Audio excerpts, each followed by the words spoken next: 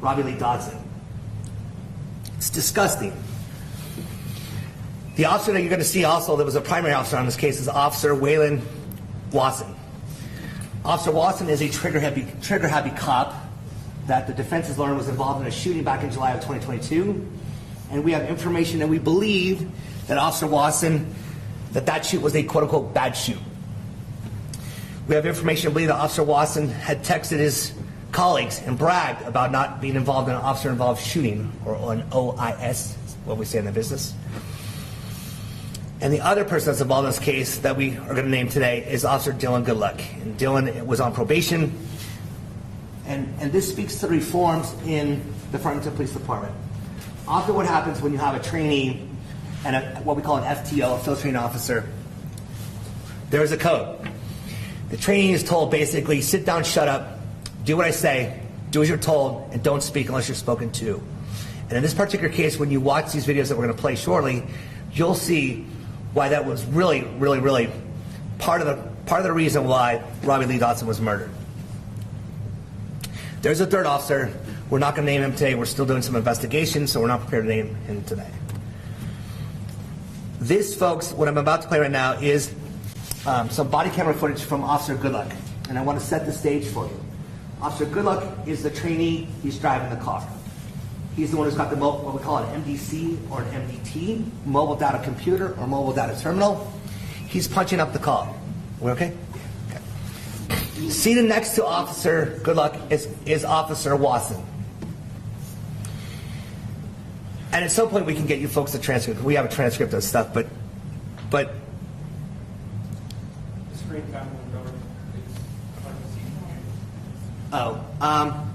it might be a problem.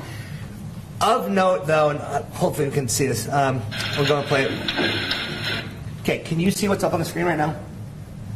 Okay, we've done the lights. So, let me tell you, Officer Goodluck is here. He's in his car. This is his MDC, his MDT. Mobile data computer, mobile data terminal. Seated next, sorry, I'm getting light here right now. Seated next to Officer Goodluck is Officer Watson. On the screen here with the arrow, this is 5308. Valley View. That's the address they were supposed to go to. It was on Officer Goodluck's MDC. So Officer Goodluck confirmed location 5308 Valley View. Officer Goodluck then tells Officer Watson it's the third house on the left. On the left.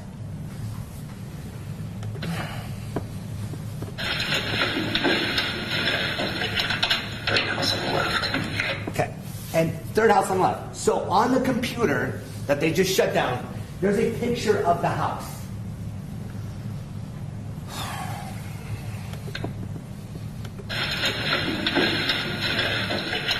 Third house on the left. Says again, third house on the left. This is Officer Goodluck and Officer Watson before they ever get to 5305.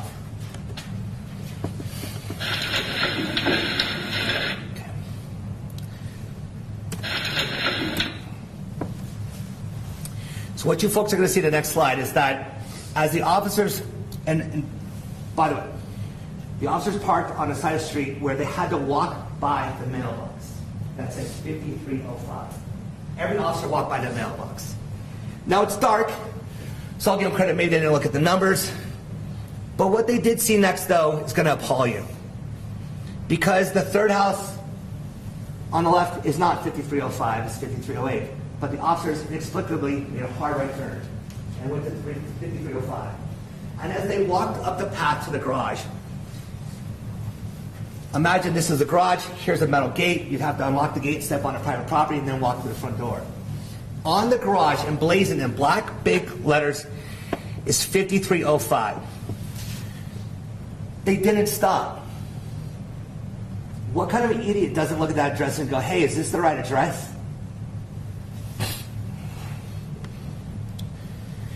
So when they opened that gate, they now stepped on a private property. Those officers were trespassing. They had no reasonable suspicion, no probable cause. The Fourth Amendment guarantees Americans to be free from unreasonable searches and seizures. That there's no but there can be no deprivation of life or liberty without due process of law. Robbie Lee Dotson didn't get any of those. Here's the camera footage of the officers walking up. So they're exiting their car.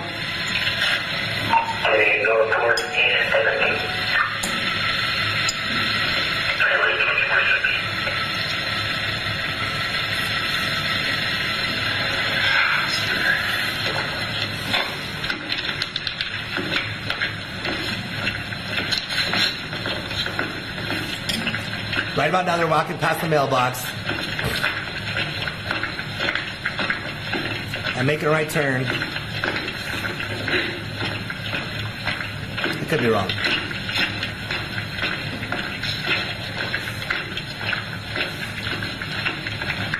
I was wrong.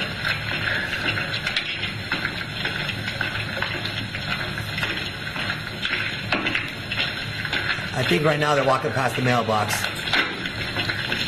Yep. There it is.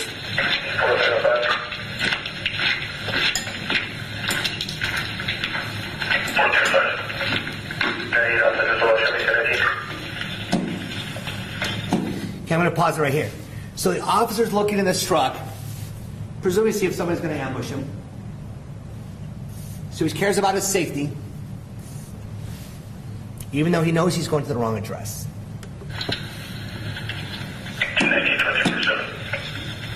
And right underneath that light, what folks are going to see is we pulled some still images from the body camera footage. You're going to see that 5305 is right up there on the garage door. You just can't miss it. Watson had to have seen it. Good Luck hadn't seen it. And even the third officer on his body camera footage had to have seen it. So I don't know if you folks, can you see that okay? So I would say here, this is probably the best screen right here. But these are numbers, 5305. This is the third officer. So he kind of walks. Maybe we'll give him, he didn't see 5305. But you've got Officer Goodluck, that's Watson, and there's 5305. Again, the house on the right, not on the left. This is the ring camera footage that we're going to play. It doesn't show all of it. We're certainly going to get you folks the entire video. But for now, Watson knew that they were supposed to be at 5308. Good Luck knew that they were 5305. There was no probable cause, no reasonable suspicion, no purpose for being at 5308. This was a straight-up assassination of Robert Lee Dotson.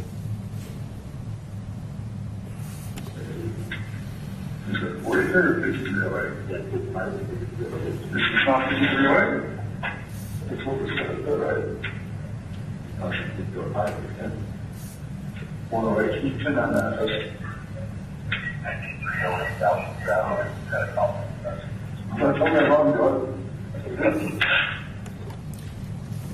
Did you hear Watson laughing? He's laughing about the wrong address. You hear him? So he laughs. So this is where we're going to kind of cut the video. But Watson is laughing at being in the wrong address. He has no business being at 5305. And he's laughing about it. Now, I stopped it there. Because there is a gap from when Watson's laughing to when Robbie actually opens the door. And when Robbie opens the door, what does he see? He's blinded by the lights. And what you don't hear is law enforcement, police, drop your weapon. There's nothing. Robbie's blinded, can't see who's out there, and I'm going to get to some other slides in a second. You'll hear what the officers say. Completely unprofessional. And this is from Officer Goodluck's body camera. You should have told me I'm wrong, Dylan. So Trigger Happy Watson is now gaslighting and blaming the rookie for being at the wrong address. When Goodluck in the car told Watson it's the third house on the left. When Watson's sitting there and can see on the NBC, it's the third house on the left. You should have told me I'm wrong, Dylan. Now Watson is blaming the rookie. So what you hear is,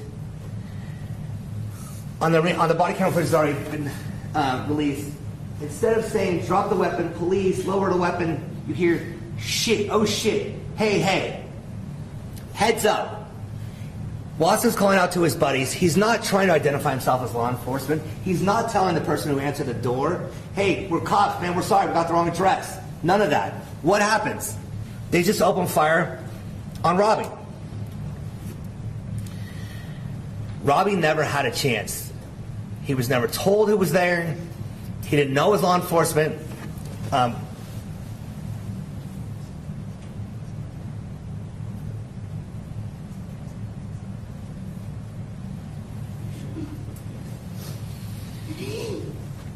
The Dotson family is connected to law enforcement, so there's no way, shape, or form that Robbie would come to the door with a gun knowing law enforcement was out there. He simply didn't know. And more importantly, let's not focus on what Robbie did. There's a lot of folks out in America who are ignorant of the Constitution, the Fourth Amendment, the 14th Amendment. And so they want to blame the homeowner because the homeowner did this, the homeowner did that. Guess what? We live in America. This is not a third world country. You get to have guns. The Second Amendment provides that for us.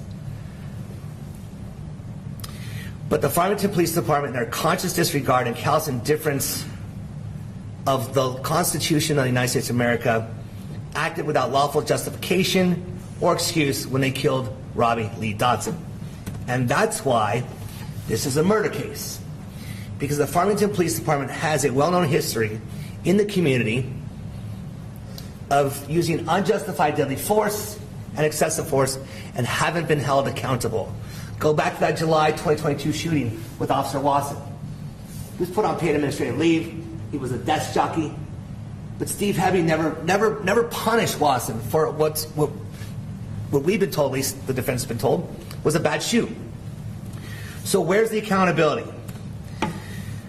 Go back to Officer Watson's words. You should have told me I'm wrong, Dylan. Again, it's a term that's sort of a du jour term in America now, gaslighting. It's taken me a couple years to figure it out. But now Watson's putting the blame on Good Luck. Should have told me I'm wrong, Dylan. It's not my fault.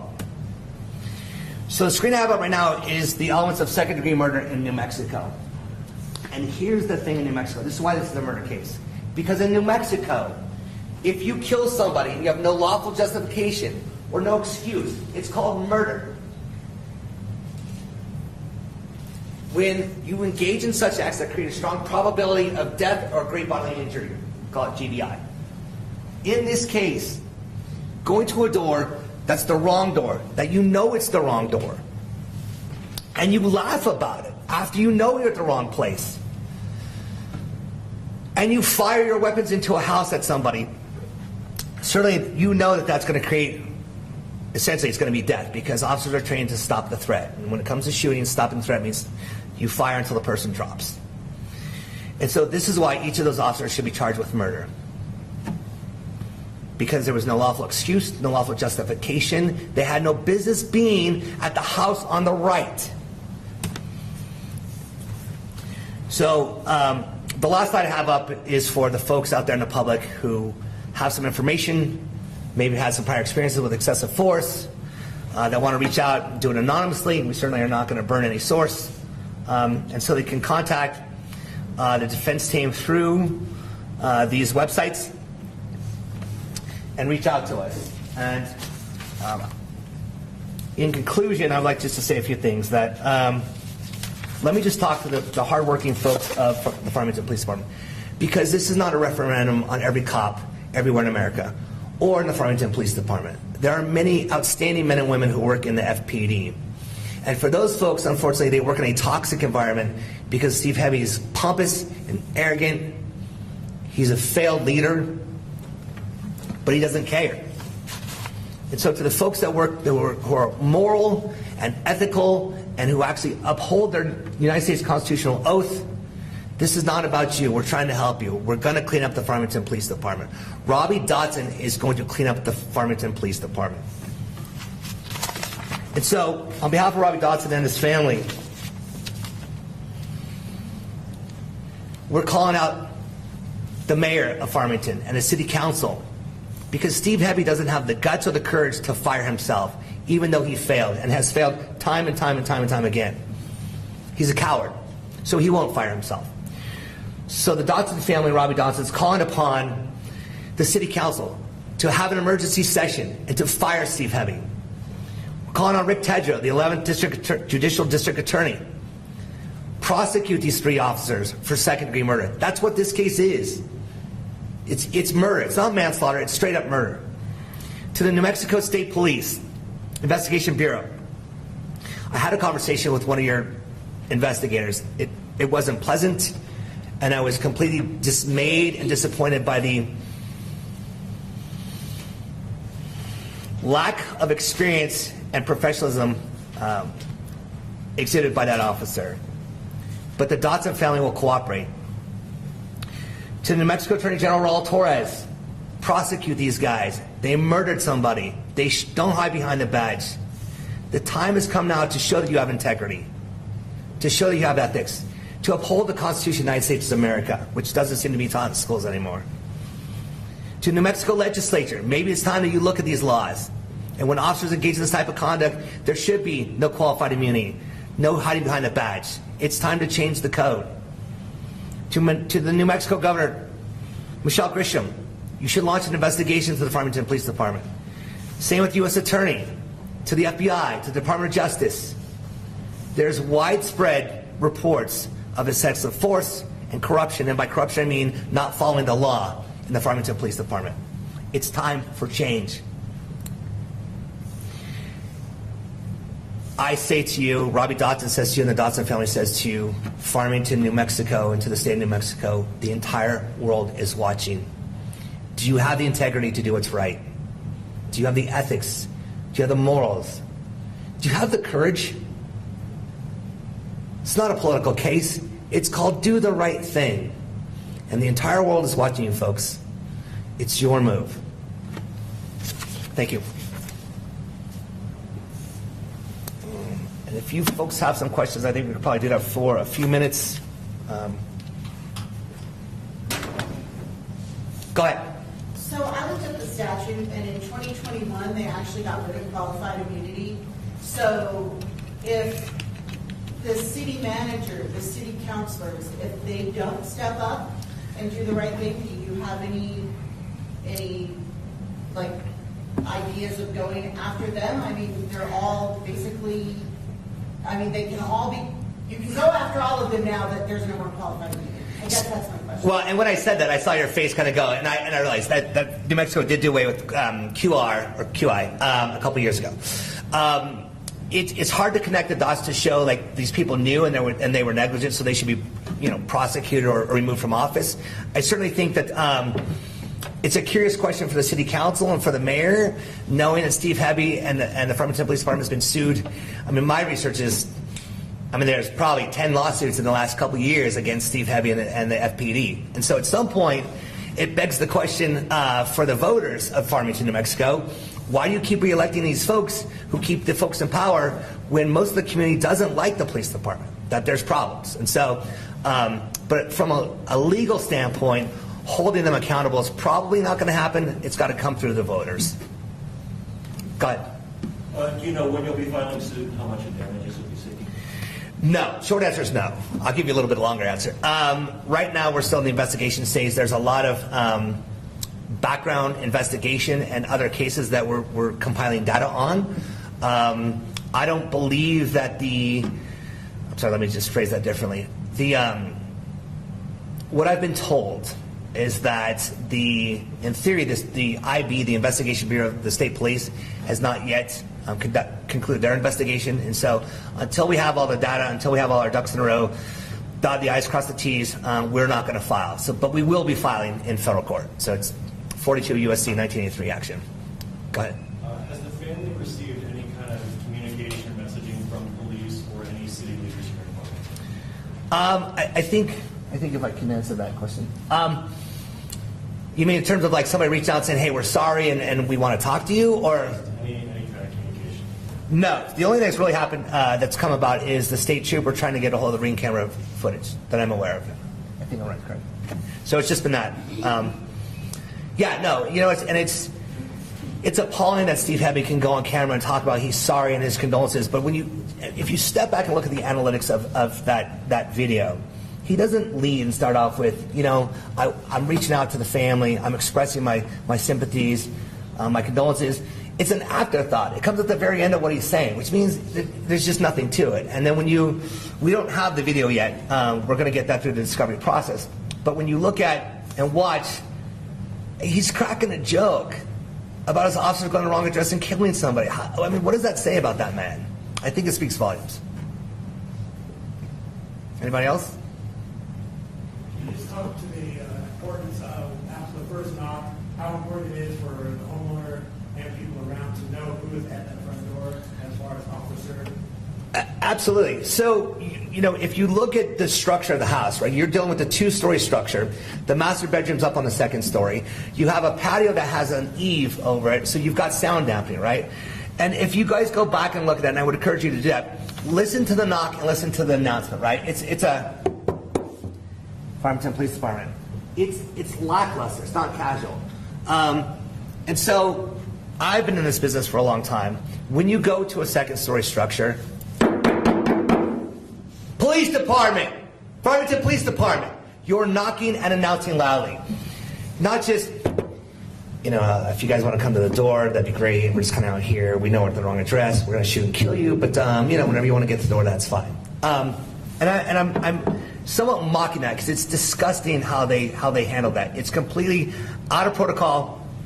And they do knock again, and they knock again, but it's not loud knocking. It's not beating on the door. And I think, really, so if we take your question, you get back to, when the door starts opening up, you don't hear Farmington Police Department. You don't hear Police Department. You don't hear law enforcement. You hear, oh shit, heads up. Like, what kind of response is that when you're knocking on someone's door in the middle of the night, 11:30, and you don't know who's there, right? You know you're at the wrong address, but you don't identify yourself. Like, how does that make any sense? It just doesn't. Sorry for using the word like. Go ahead. Earlier, it was mentioned that no checkups were available for the family to see if medically they were okay, anyone was outshot. Was anyone offered any first aid, paramedics, EMS, anything like that? No, and I want to bring up a point about it too. But when you go back and watch the ring camera footage, when Kim comes down and you hear her wailing, right? Like, what the fuck happened? What the fuck happened? Robbie, what the fuck happened? And she doesn't know who's out there, and she returns fire. But before she fires, you hear, don't do it, don't do it. You don't hear Farmington Police Department. They don't identify themselves to her. Don't do it, don't do it. How about, hey, we're cops, man. We're Farmington Police Department. And kind of getting to your question, Robbie's daughter was on the phone with 911. And if you guys go back and listen to those 911 calls, you'll hear. The 911 operator, the daughter is freaking out. She's scared, rightfully so, right? She doesn't know what's going on. Shots are fired. It's chaotic. And the 911 operator says, I'm going to go now. So this is your Farmington first responders, guys. I'm going to go now? You've got a 14-year-old girl on the phone screaming and crying? And you as a dispatch operator who's supposed to be trained in like conflict resolution, de-escalation, compassion, go, I'm going to get off the phone now. And the daughter's response was, what do you mean you're going to go? Yeah, I'm going to go. If you need me to stay on the line, I'll stay on the line. Like, what? Who does that as a 911 operator? It's horrible. Like, this is...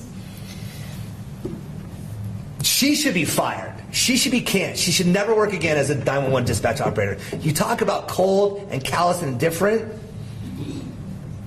Okay. What about trauma counseling? So, in other words, have they been offered it, or are they... Have they been offered? If they have not, has the family tried to seek any of that because of what's happened? I don't want to get too much in the hip, but I would certainly say I think that the family is taking steps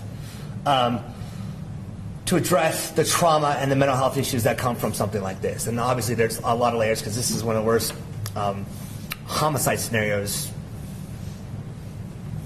it ranks right up there with the worst. It really does. There's just a lot of layers. But as far as like the city offering, no. Anybody else? Okay. I will say I thank you guys for coming today. I think the Dotson family thanks you. Robbie thanks you. Robbie's story needs to be told, and the way it gets told is through social media these days, you know. And so we appreciate you taking the time to come out here. Okay.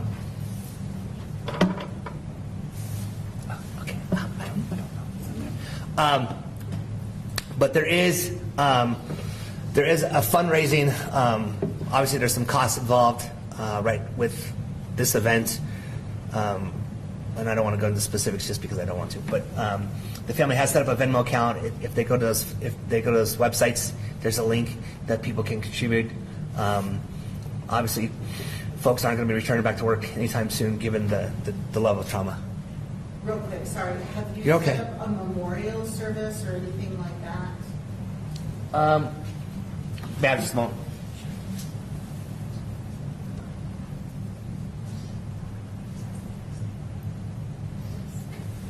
So, a memorial service has been set up.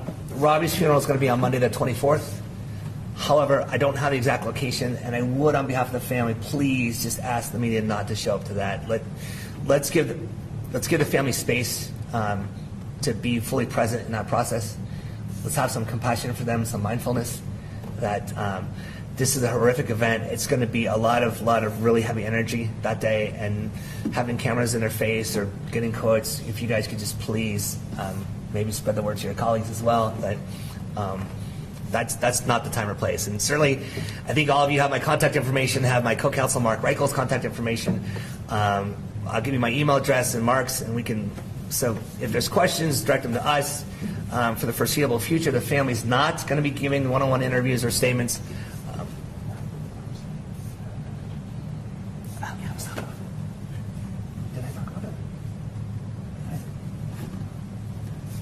In an abundance of caution, just in case, I missed it, but the websites that we put up on that last slide would have a link to the donation. So, and I forgot where I was going with that, but I think I answered the question. Okay, thank you guys.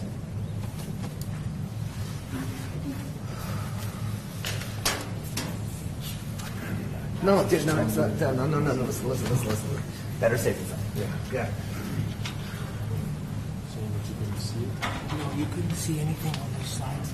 That's why I was saying to tell you, because you couldn't see what website. You could see. Oh, you couldn't see it on it. Oh, what's this? Did you guys get the websites or no? Do you want the websites? Yeah. Okay, yeah. Let's do that because apparently the visual is not that great. So.